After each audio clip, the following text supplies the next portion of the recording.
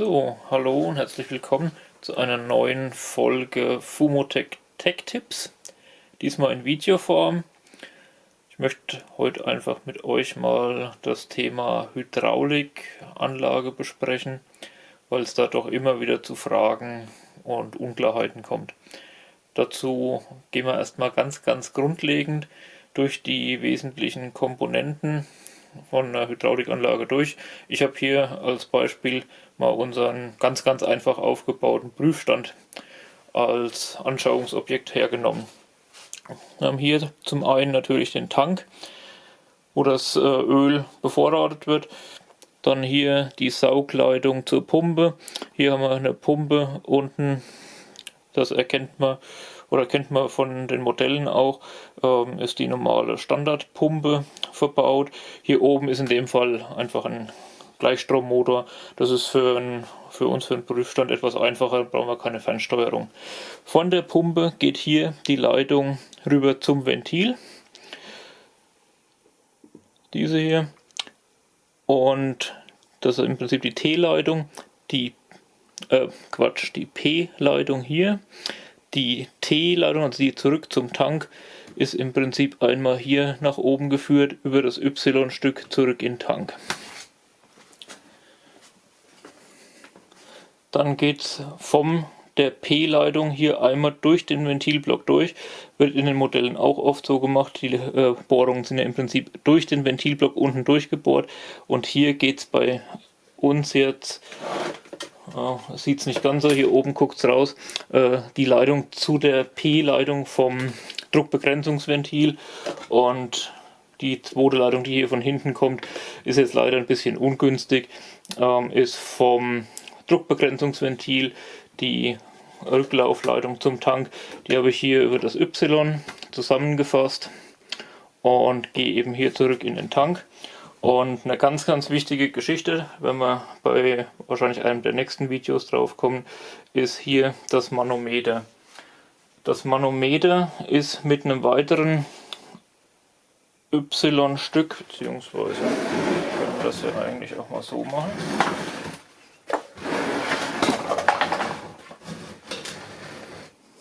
So, da sieht man das. Das ist im Prinzip hier einmal die Leitung, die vom Ventil weggeht, geht hier auf das Y. Das Y geht einmal bei uns hier auf das Manometer, einmal auf die P-Seite vom Druckbegrenzungsventil und hier eben zurück in den Tank.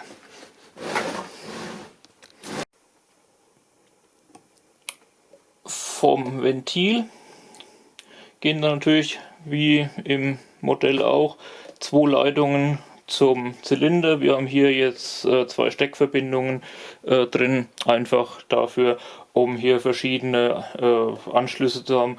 Entweder das ist jetzt einfach ein Verbinder 4 auf 4 mm, wenn wir kleinere Zylinder prüfen mit 3 mm Leitungen, sind hier Adapterstücke drin von 4 auf 3 mm. Also das sind ganz einfach nur Verbindungsstücke, die beiden hier, und geht dann eben hier auf den zu prüfenden Zylinder oder halt generell auf den Zylinder. So, was ist jetzt grundsätzlich zu den einzelnen Komponenten zu sagen? Also wichtige grundlegende Komponenten nochmal kurz zusammengefasst. Einmal der Tank, die Hydraulikpumpe, das Ventil, das Druckbegrenzungsventil und das Manometer. Das sind die grundlegenden Komponenten, aus der eigentlich jede Hydraulikanlage besteht.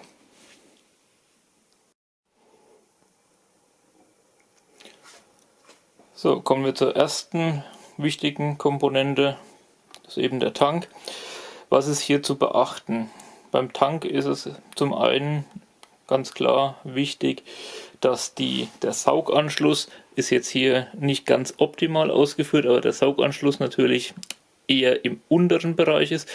Auch nicht unbedingt ganz unten, damit nicht sich eventuell ablagernder Schmutz immer angesaugt wird, wobei Schmutz wird normalerweise dann über die Filter, über einen Hydraulikfilter, der normalerweise im Rücklauf verbaut ist, also wäre im Prinzip dann hier der Fall, aufgefangen. Hier auf dem Prüfstand habe ich jetzt keine Filter verbaut. Also prinzipiell die Leitung zur Pumpe natürlich möglichst tief angebracht. Ist bei unseren Modellen in der Regel durch eine feste Einbauposition vorgegeben, oder bei den Pumpen mit integriertem Tank kann man sowieso, da hat man keinen Einfluss drauf, da ist es direkt optimal gelöst. Aber das ist eben, wenn man einen separaten Tank hat, ein wichtiger Punkt. Natürlich die Leitung zur Hydraulikpumpe sollte möglichst tief sein, dass die Hydraulikpumpe immer optimal mit Öl versorgt werden kann. Das nächste ist natürlich die Leitung zwischen dem Tank und der Hydraulikpumpe sollte nicht unnötig dünn oder im Idealfall möglichst vom Querschnitt großzügig dimensioniert sein. Wir haben jetzt hier eine 6 mm Leitung. Ich habe allerdings auch hier eine relativ kleine Pumpe mit einer geringen Fördermenge. Gerade bei großen Pumpen, wie wir sie dann im PC 490 einsetzen, setzen wir hier dann auch eine 8 mm Leitung ein. Mindestens genauso wichtig wie die Leitung zwischen Tank und Pumpe ist allerdings auch die Leitung, die vom Hydrauliksystem zurück in den Tank geht. Was ist da zu beachten? Zum einen sollte auch hier der Querschnitt natürlich möglichst groß sein, um einen Rückstau zu verhindern. Wir wählen normalerweise diesen gelben Schlauch aus mehreren Gründen. Zum einen ist er sehr flexibel, auch wenn er dauerhaft mit Öl in Verbindung kommt, bleibt dauerhaft flexibel. Und was auch ganz wichtig ist, wenn wir aber auch später hier noch sehen im Beispiel, er ist transparent, das heißt, ich sehe, ob Luftblasen im System sind. Ich habe einfach eine Rückmeldung oder kann beurteilen, wie der Ölfluss im System ist. Deswegen verwenden wir hier generell, wo es möglich ist, eigentlich diesen gelben transparenten Schlauch. Und bei dem ist es ganz, ganz wichtig, man sieht es auch hier, der Schlauch, der geht bis nach unten unter den Ölspiegel. Was da passiert, wenn man das nicht macht, schauen wir uns auch gleich an. Aber jetzt gucken wir erstmal, wie das ausschaut, wenn das alles korrekt ist. So, für unseren ersten kurzen Test bin ich hergegangen und habe hier die beiden Zylinderabgänge einfach kurz geschlossen. Ich mache das Ventil jetzt hier auf, das heißt, das Öl kann hier drucklos im Kreis gepumpt werden oder weitestgehend drucklos, wird nur der Druck aufgebaut, der im System entsteht. Und dann schalten wir hier mal an und gucken mal hier auf den Tank, was da passiert. Wie gesagt, der Rücklaufschlauch geht in dem Fall unter den, ich zeige es hier nochmal kurz, der Rücklaufschlauch geht bis unten in den Ölspiegel rein. So.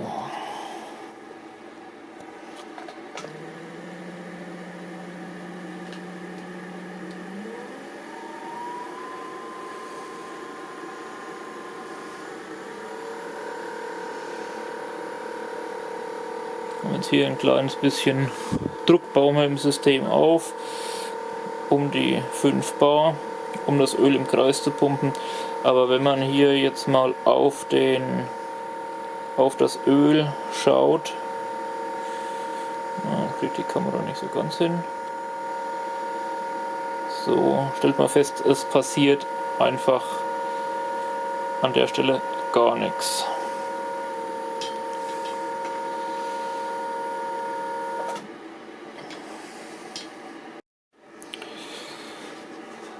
So, als kleines Negativbeispiel habe ich jetzt mal unsere Rücklaufleitung zum einen ein bisschen umgebaut. Ich habe die 6 mm Leitung und hier mit einer Reduzierung auf 4 und bis auf 3 mm gekürzt bzw. eingeengt. Jetzt schauen wir mal, was jetzt passiert, wenn ich jetzt unter den gleichen Voraussetzungen. Also hier Ventil ist kurz geschlossen und offen. Öl wird im Prinzip drucklos im Kreis gepumpt, was jetzt passiert. Ich gehe erstmal noch mit der, man sieht hier das Ende der Rücklaufleitung einmal noch unter den Ölspiegel, schalte die Pumpe an. Dann sehe ich zu einem schon mal am Druckbegrenzungsventil bei gleicher Einstellung ist der Druck höher natürlich, weil der Leitungsquerschnitt im Rücklauf eingeengt wird. Ist aber vom Öl her immer noch alles in Ordnung. Und jetzt kommen wir zu einem ganz wichtigen Punkt bei den Modellen. Die Rücklaufleitung sollte eben immer unter dem Ölspiegel enden, weil wenn sie das nicht macht, ich halte das jetzt einfach mal hier wirklich von ganz oben da rein, dann gucken wir mal, was da jetzt passiert.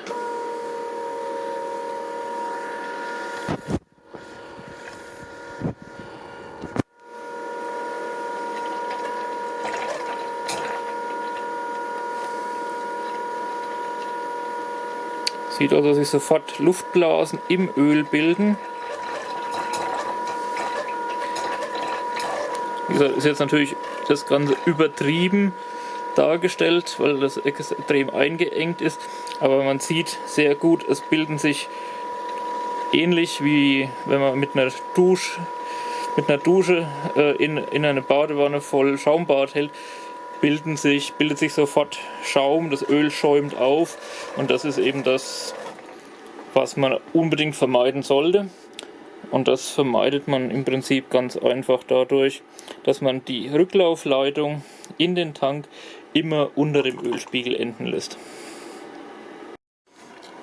So, um das nochmal ein bisschen zu verdeutlichen, schauen wir hier mal in den Tank rein und man sieht immer noch, das Ganze steht jetzt schon wieder seit 2-3 Minuten, immer noch so ein richtiger Schaumfilm oben auf dem Öl. Den sehe ich auch hier neben, wenn man genau schaut, habe ich hier so einen leichten Schaumfilm oben auf dem Öl. Das kommt im Prinzip rein daher, dass die Rücklaufleitung oberhalb des Ölspiegels endete und einfach das Öl aufgeschäumt hat. So, kommen wir zum nächsten wichtigen Punkt. Wir haben für den Versuch immer noch hier das Ventil kurz geschlossen und geöffnet, das heißt, das Öl wird immer noch drucklos im Kreis gepumpt. Wir gucken uns jetzt mal die Leitung, die Saugleitung, also die Leitung zwischen dem Tank und der Pumpe an, warum diese eben entsprechend vom Durchmesser her möglichst groß dimensioniert sein sollte im Idealfall, damit die Pumpe immer mit Öl versorgt wird. Das ist auch eine Geschichte, mit der man eventuell, was wir uns jetzt anschauen, abgeknickte Schläuche zwischen dem Tank und der Pumpe im Modell, sollten die wirklich vorkommen. Leitungen sollten natürlich auch zwischen Tank und Pumpe generell möglichst kurz gehalten werden, aber es entsteht da eine Geschichte, das hilft dann eben auch bei der Fehlersuche im Modell. Ich schalte jetzt einfach mal die Pumpe an. Ich habe hier wieder ca. 5 Bar. Öl wird drucklos, also weitestgehend drucklos im Kreis gepumpt. Und jetzt gehe ich hier einfach mal her und knicke den Schlauch ab, sprich verenge den Querschnitt der Leitung. Und dann achtet ihr mal auf das Geräusch der Pumpe, wenn die weniger Öl bekommt, und schaut auch mal auf den Druck. So, man sieht also ganz deutlich, sobald die Pumpe nicht mehr genug Öl bekommt, man sieht also, dass noch etwas Öl durchgeht, verändert sich ganz markant das Geräusch.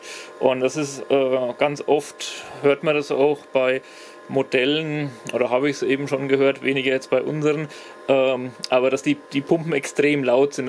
Kann durchaus ein Zeichen sein, dass die Ölversorgung nicht optimal ist. Ich mache das hier gerade nochmal. geht eben, sollte man auch nicht unnötig lange machen, weil die Pumpe natürlich im Trockenlauf dann auch Schaden nehmen kann. Das kommt noch dazu. Wir verengen den Querschnitt immer weiter ein, bis die Pumpe kaum noch Öl mehr bekommt.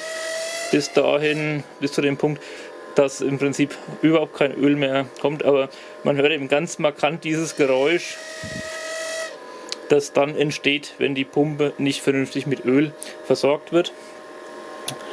Ein eben ganz wesentlicher Punkt, der Stromverbrauch geht hoch, der Druck wird nicht mehr optimal aufgebaut, das Geräusch möchte man natürlich auch nicht haben und für die Pumpe ist es natürlich auch schädlich.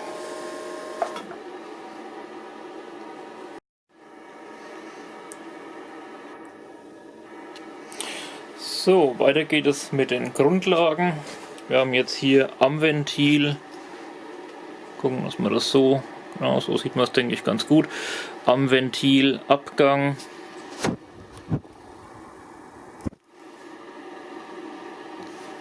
So.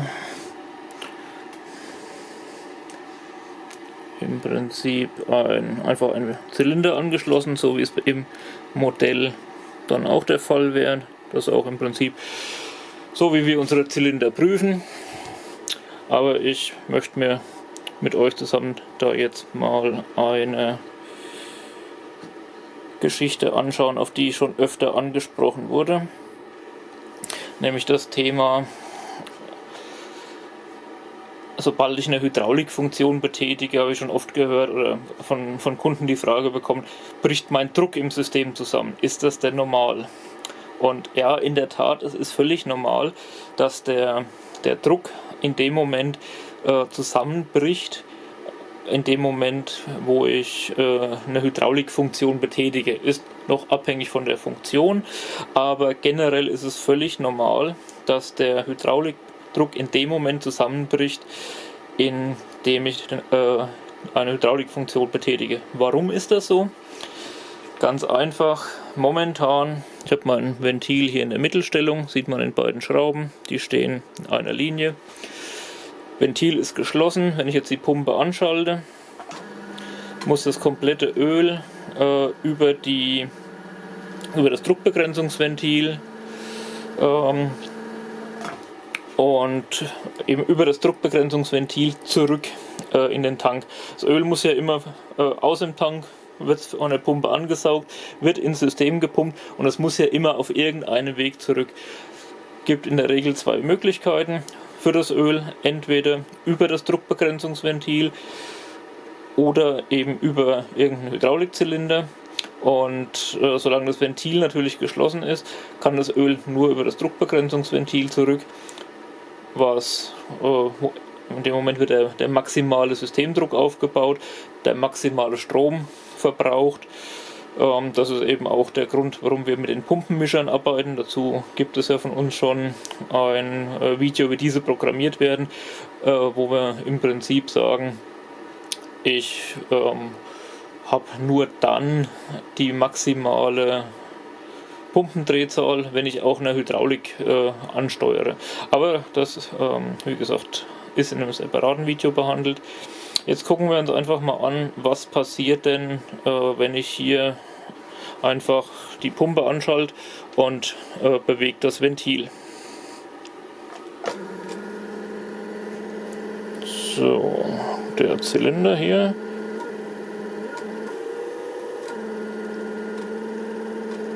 So. Und man sieht eben ganz deutlich, in dem Moment, wo ich das Ventil aufmache, das Öl über den Zylinder strömen kann, bricht der Druck sofort so weit ein, bis zu dem Druck, der gerade benötigt wird, um den Zylinder zu bewegen. In dem Fall hat der Zylinder ja keinerlei Widerstand. Dementsprechend bricht der Druck wirklich deutlich ein, bis der Zylinder wieder auf den Endanschlag fährt. In dem Moment kann das Öl trotz offenem Ventil natürlich nicht weiter durch den Zylinder strömen, muss wieder über das Druckbegrenzungsventil und der Druck steigt wieder auf den angestellten Maximalwert an. Wir schauen uns das nochmal an. Ventil in die Mitte, Pumpe an.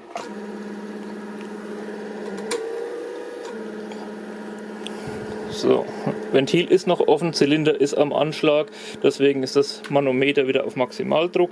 In dem Moment, wo ich den Zylinder einfahre, bricht sofort der Druck wieder auf den Wert ein, der gerade benötigt wird, um den Zylinder zu bewegen. Also eine ganz, ganz normale Geschichte, muss man sich keine Gedanken machen, wenn in dem Moment, wo ich irgendeine Hydraulikfunktion betätige oder auch mehrere, der Druck einfach zusammenbricht.